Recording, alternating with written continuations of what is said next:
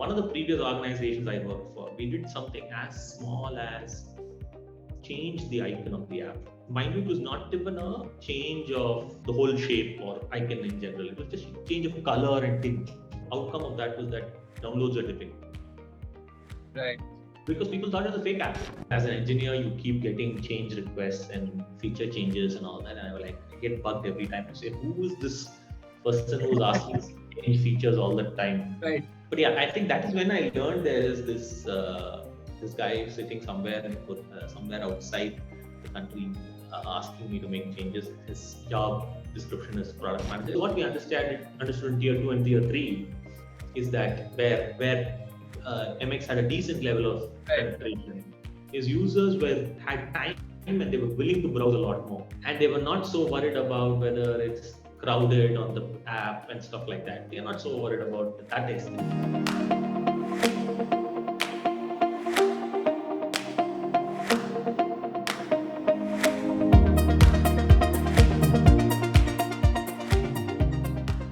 All right, so welcome everybody, and I have a very special guest today sitting in front of me today. I have Ashwin Balaji, who is the Associate Director of Product for Myntra. Ashwin, thank you very much for joining us today in this conversation. I hope that I get to learn a little bit from you about product in this particular session, and so does our audience. Thanks, Paul, for having me. Excited to be here talking to you folks. So Ashwin, let me start this conversation by asking you something very interesting. You know, we use a lot of products in our daily requirements, and I'm sure today also you must have used a lot of products, including the Zoom that we are using right now. So if I have to ask you, which are these products that you are absolute fan of and why? I'm a big content junkie, I should say. I watch a lot of videos, and the platform that introduced me to a plethora of videos was YouTube. From a business lens, it's the only product probably that I know of that has an AWOD platform, advertising VOD platform, that is at working and scale. LinkedIn is another which I use I talk of product which I use very frequently, to be honest. LinkedIn I use more often. And why LinkedIn? Because I think LinkedIn, the real problem statement it's solving is to be able to create a network. It's one of the very good platforms. LinkedIn Learning is a great platform. It has its bites of content. I've just started following it. I think it's a good platform, I feel. And there's a lot of potential. It's just started. I think there's a lot of potential to curate learning very well in LinkedIn. And if at all, one platform can do it very well, other than the edtechs that are doing. People often talk about this filmmaker's curse. When they watch a film, they get into the technicalities of it a lot. Does this also happen to you when you're using a product and when you feel like, how did they make it, or how would I make something similar like this? So for example, on YouTube or LinkedIn is something that has come to you that probably you wanted to make at some point. I won't lie and say that every time I'm viewing a product, I'm wearing my product manager lens. That's not true, right? Because you are being a user yourself first. Yeah.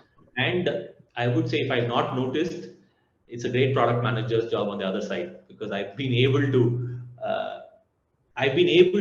go through the use case as a user without worrying much about all this. In video streaming, of course, because I spend a lot of time in video streaming myself as a career and a product manager there, I have come across instances. For example, when we built downloads in Hotstar, at that point in time, no one else other than YouTube had an offline feature. Yeah. And I was amazed at how they created an offline feature. Not that it's the most intuitive, but it was the benchmark. People will talk of recommendations, people talk about search, etc., browse and all that. I think the most important feature to build in a video streaming platform is a seamless video experience, especially in a country like India where choppy network exists. Right. How are you able to build the tech for being able to stream seamlessly? I think that again, YouTube did a great job. I have had those instances. I've had those bug-like moments where, how did they do this kind? And how did they think about this, or how did they name this feature? Sometimes as simple as naming a feature, right? Sounds very catchy. It's very catchy and catches your eye and all that. So I think there are definitely moments, but I wouldn't say that I approach every product that way. I think I would be lying to myself if I say that. Only if you like it, then you do that. And then you mentioned something very interesting, Ashwin, while you were saying this. If you have not noticed the change, then probably the product manager has done a great job. And a lot of times, a lot of us don't notice this kind of things. Has that happened with you, where a lot of people have not taken notice of something that you have created for months or years that it had taken for you guys to build, and then you felt that probably we are successful because people are not talking about it? In all products, there is a background work to make the core use case very simple. One thing is, whether in Hotstar or an MX player, when we worked on improving the video load times, Right. right? And that is a very critical piece, like I told you earlier, in order to be able to provide a seamless experience. Your UI can look great, your thumbnails can look great, but if your video doesn't load, there's no point, right? And this probably now is table stakes, but 7, 8 years back, 6 years, 7 years back, it was still a challenge for many. And that involved multiple teams coming together, working weeks on it, being able to improve the video load times, say by 30, 40%. And obviously, users just see, okay, they're just watching it, right? They don't notice it immediately. They don't notice whether a video load time has improved from being 2 seconds to a second. The other counterpoint to it is sometimes you also make it so simple for users that they don't notice can also be counterproductive. Why? For example, we introduced a very, very valuable feature. If someone listens to this in e-commerce, something like called as a deferred online payment experience. In e-commerce, when I was handling payments a year back, one of my predecessors had perceived it, and we were kind of executing the feature. The thought was, we should, if a payment doesn't go through in your checkout, right, you still place the order, tell the user that they can pay online, they can pay cash on delivery. Cash on delivery. Right, that is the intent, and we made it so simple that people don't have to wait and stuff like that. But the interesting thing in there is that we made it so simple and that people did not notice, and people would cancel it because they didn't intend to buy it and thought it was not ordered, or double order the same product thinking it was not ordered. Sometimes it is important to also know whether a feature needs to be told very loudly to a user or not. A lot of people poke fun of Instagram product designer, manager, whoever has come up with that, and they say that they have few buttons and they keep playing with it and shuffling the position of that particular buttons on and off. And I would like to get your perspective on that.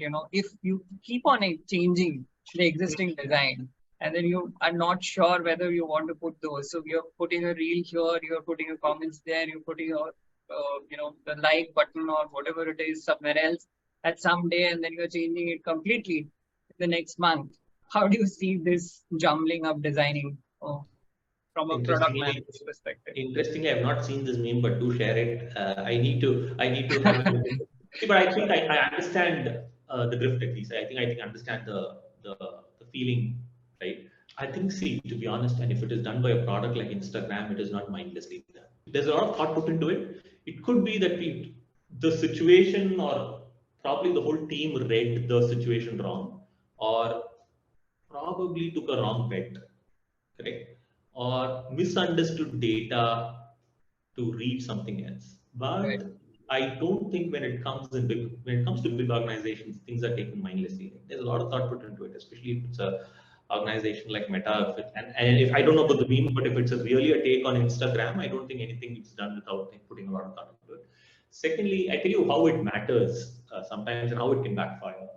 One of the previous organizations I worked for, we did something as small as change the icon of the app, right? And we said we needed to do that branding because it was important for us to show the new group or rather the new organization that this product was part of. Mind you, it was not even a change of the whole shape or icon in general. It was just a change of color and tinge. Outcome of that was that downloads are dipping. Right. Because people thought it was a fake app. Right. So there is a mental model that people are used to. So it's important to understand that, and it's not very easy to get that right always. Why would a change be made? A change would be made because either a new tab or a new icon needs visibility. It's not probably getting. That's what data says, or that's what user research has said. People are not able to figure out a particular feature, so give it prominence, and that's how. Probably that's why something is done. People need to know, and we did this in Hotstar. People sitting and thinking and conceiving products. The user who might not. There might not be from a socioeconomic zone as well, for example, right? They might be from different socioeconomic backgrounds. And what you think, for example, you might write something in English. User is using it. Your user who uses it might not understand English, right? So then the whole product needs a rebranding, needs localization, needs itemization, needs a different kind of talking to the user. So there is some thought and strategy that has been brought in, which is why probably the product manager or the team who's doing this, implementing this, is thinking about, right? Right. But what needs to be done? Okay, so now that is the why part of it. Now, Correct. how can this be better? How can you reduce the chances of going wrong in certain things or not constantly doing changes? I think is to have a clear vision of what your product caters to. I mean, what use cases your product caters to. Correct. What is the biggest set of problems it is solving? One, you thinking whether the product is solving this for the user or not. Two, getting validation whether it's solving this really for the user or not. That would mean either looking at data, right? Whether usage data on app, or doing user research, focus group discussion, understanding your user and seeing is this what we perceive it to be?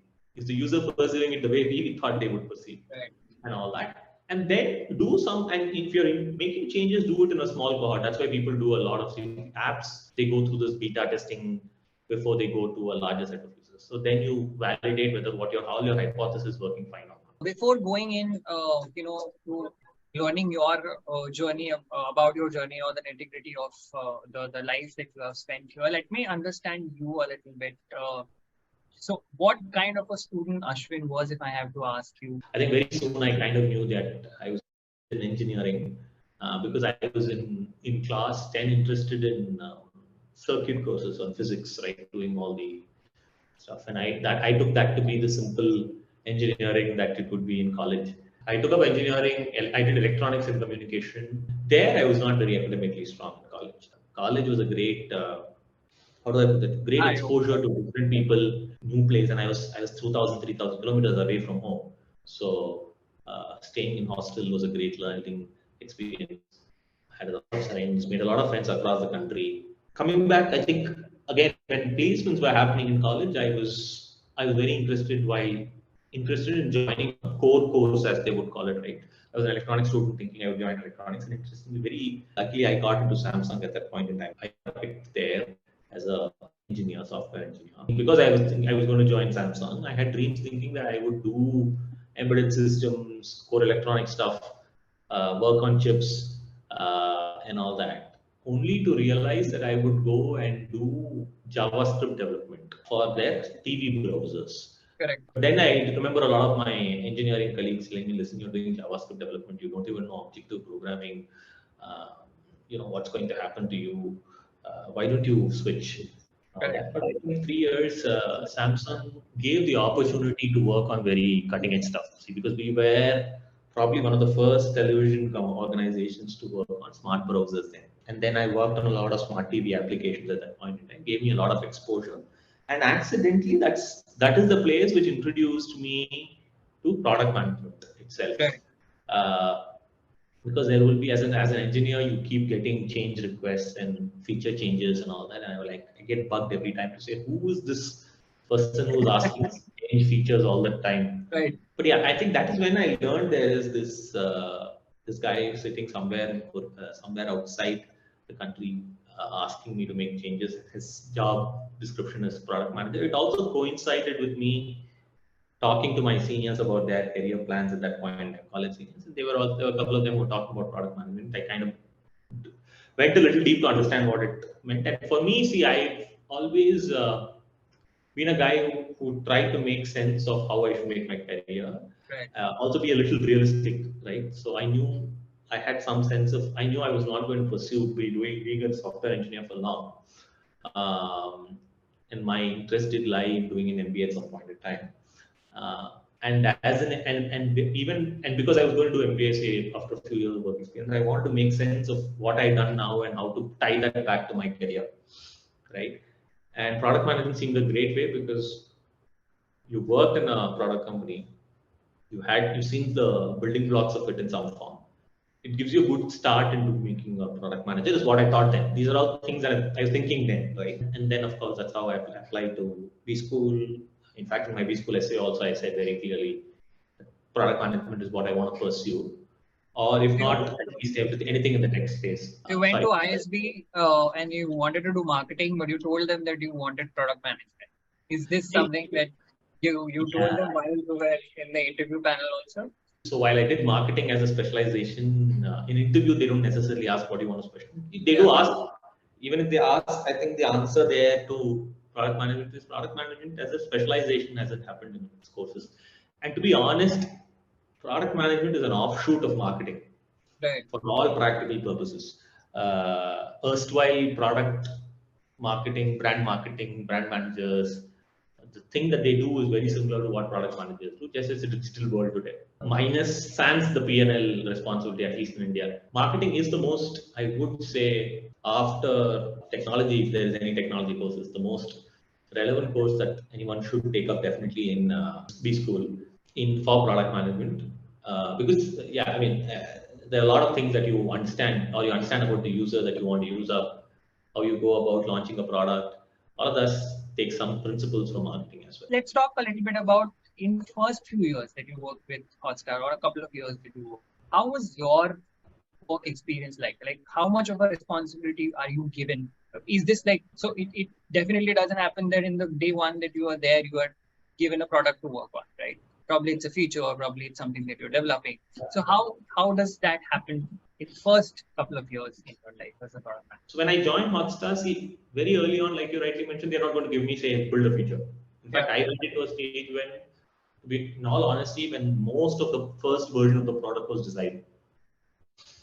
And I was helping my boss, who was the first PM and the product lead, launch the product. So I was doing what, now coming to your question of what does a project manager and a product manager do? I was helping execute, right? I was helping make product plans for the first 6 months at least. I was helping make plans. I was helping my boss test out the features. I playing the role of a QA just so that I can immerse myself in the product. I was playing the role of a QA for some time. I was helping plan out what are the next phases that should come out. I was then I was creating enhancements. I was writing enhancements to existing features that should come in later phases. Then I was also project planning. In order to execute or launch this product in 4 months, these things need to be done. These are the stakeholders who have to come together, whether it's engineering, whether it is QA, whether it is business, marketing, whether it is us and all that. So I did that for about 6 months. 2015, we launched. World Cup happened, Hotstar got a lot of downloads. What happened also was after the World Cup happened, they saw a dip in downloads and all that. Then we had a lot of reorganization. And then I was purely asked to take care of Android app. And then started the journey. We said there are a lot of people churning out of the app. How do we ensure retention is better? How do we create a more engaging app? So my first 6 months of that job, as I call it, was to figure out how should I redesign or create a V1 of this app. Then I decided what features should we have. In fact, unlike how addition of features most people do, I was deducting features from the first version to make it a little less clunky. Then I created what the roadmap was going to be for the next 6 months. Then at that point, thankfully our leadership in our Hotstar gave us a very clear goal, watch time. So all our efforts in terms of features was to say that if I add this feature or if I add this line item, is this going to help increase my watch time? And my job as a product manager was to enlist all the features that I wanted done in the next 6 months, work with my engineering to create sprints out of it, write product requirement documents for it, work with designers to design them, get it reviewed with our leaders, and then get it executed. In fact, first 18 months I did that because no one can master anything. 6 months, 18 months it took to create a more, I would say, a more refreshed version of Hotstar, right? And can we say that while the matches are on, the people who can interact and talk with each other and the 4s and 6s that they write as comments is also for engagement that this particular app has thought of? All the timelines. So I tell you 2-3 things that happened in Hotstar, right? So my first 18 months I did on the Android Hotstar app. Then we again reorganized ourselves because see, as a company evolves, your structure also evolves, your product structure also evolves. Now we started taking off, instead of doing app wise, we started taking care of horizontal. So I started taking care of sports in my next stint. The goal in the live sports experience was to keep the user engaged for as long as possible. Without doing anything itself, there was great engagement because people are so interested. We are a cricket crazy country. Then we realized that people who come at different points in time wanted to go back and figure out the key moments that happened. So we created a graph of sorts. I don't know if you remember now. I don't think it exists now, right now. There's a graph of sorts to show what are the highlights of the sports of the match, and users could go back and stuff like that. That was also to get back users to watch and engage longer, whether it was comments or whether it was the game of predicting whether it's going to be a 4 or 6. All of that is to purely engage. Correct. And also make it a social experience. One question that I had, all of these things that you said are very technical things that needs to be taken into account. In my opinion, psychology also plays a very vital part in a product manager's life, right? Yeah. How much importance do we give as a country on understanding psychology for product managers or building products in India? And if you can help us understand this with a product's journey in whatever you have seen. I don't think in India we still understand, or we don't have, I would say, so many PMs with a background in psychology yet. At least I have not come across. There could be people, and we need more of them, to be honest. I think product managers, there is a wrong misconception that only engineers can make good product managers. It is completely false. People from different fields can become product managers, and they are very successful in their function. Secondly, there needs to be more learning about psychology and more. I mean, including me, I think we need to immerse ourselves in understanding psychology and user persona, user behavior a lot more. In the West, I've at least interacted with product managers. I've seen and I've at least seen a lot more product managers with psychology background. How is it helpful and why is it necessary? Because I think what happens with most PMs is what is accessible is what you want. That is convenient to use. So what is accessible? Data is accessible. And if you're great with data, you can create insights and all. But what we don't realize is there is something that data cannot tell you, that real users and real user research can tell you. And it needs to complement each other, right? It needs to validate each other as well. And that's why if you read many people's advice, you will see that leaders talk about talking to your users regularly, keeping in touch. These are things for you to understand what the user is going through, how they are behaving. Most of the times you're building products for common users. Depends on what products. Sometimes you're building products for business users. You're building a B2B product where a person sitting in another company, salesperson, sales rep, or anyone is using it. At the end of the day, they are all users who they react to certain simulations, and it is important to understand how they behave. Simple example I can give you is again the Hotstar experience. When we launched our first version, we named each tab home, TV, movies, sports, etc., etc. And inside we had names which are very. Even in MX we did the same thing.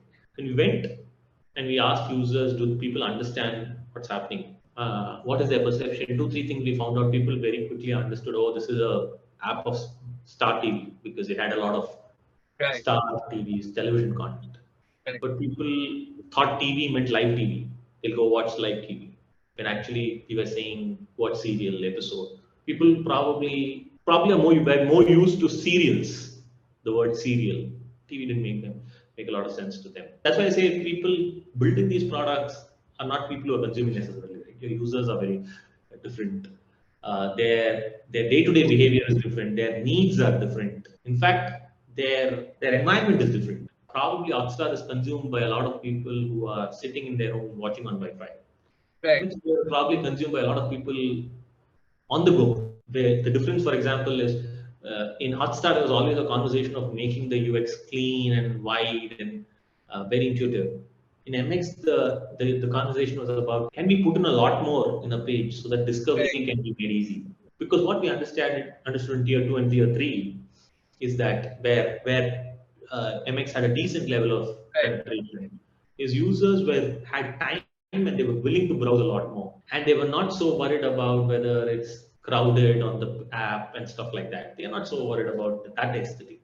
So the aesthetic sense of users are also very different. So definitely understanding psychology, having a good sense of psychology, if possible, doing courses in psychology, but more importantly, doing user research, talking to customers is very, very important as a product manager. It also taught me the importance of build versus buy.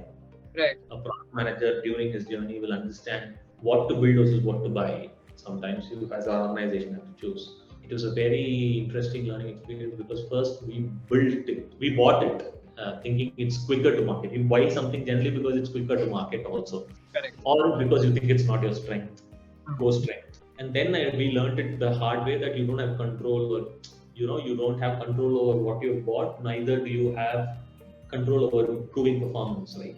And shaping it up. So then we built the whole thing again. Doesn't mean having a great product in place will help you make a winning product in the country, right? You still need to have great content selection, keep creating great content.